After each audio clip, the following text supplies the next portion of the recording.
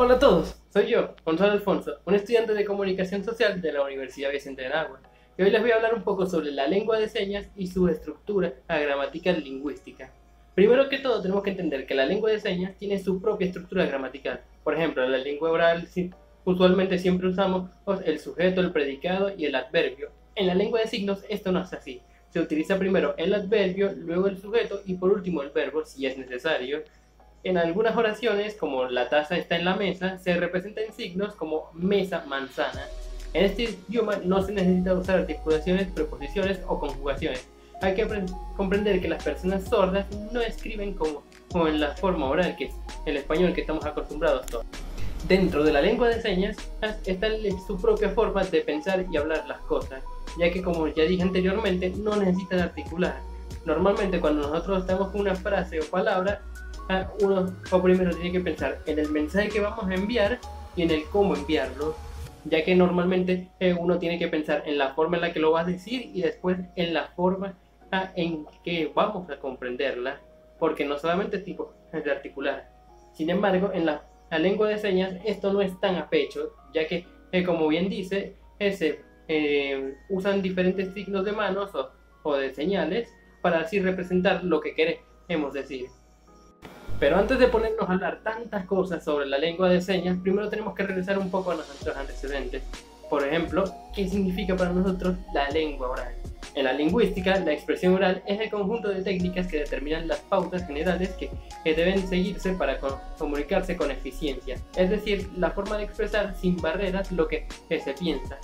En determinadas circunstancias es más amplio que el habla ya requiera de elementos para la lingüística que se usan para complementar su significado final, tales como los gestos faciales, los gestos de manos, los tipos de gestos. Eso es lo que tenemos que hablar. Por último, quiero hablarles un poco sobre la propia estructura lingüística de la lengua de señas, ya que esta cuenta como con su estructura gramatical, con su propia forma de la lingüística. En la lingüística de la lengua de señas es una disciplina relativamente nueva que se ha desarrollado a partir de la década de 1960. Antes de eso, la lengua de señas se consideraba simplemente un sistema de comunicación visual en un tipo de sistema lingüístico complejo, como vendría siendo la comunicación que tenemos nosotros como la lengua oral. Sin embargo, los estudios lingüísticos han demostrado que las lenguas de señas son un sistema lingüístico complejo con todas las características que se encuentran en la lengua oral. Algunos de los aspectos más importantes de la lengua de señas vendrían siendo como la fonología, que estudia más que todo los sonidos de una lengua. En la lengua de señas los sonidos se producen con las manos. Sonará un poco extraño, pero se hacen con las manos, los brazos, el rostro y el cuerpo, como vendría siendo con el lenguaje oral.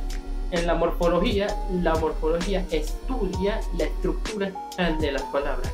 En las lenguas de señas, las palabras se forman a partir de morfemas, que son unidades mínimas de un significado.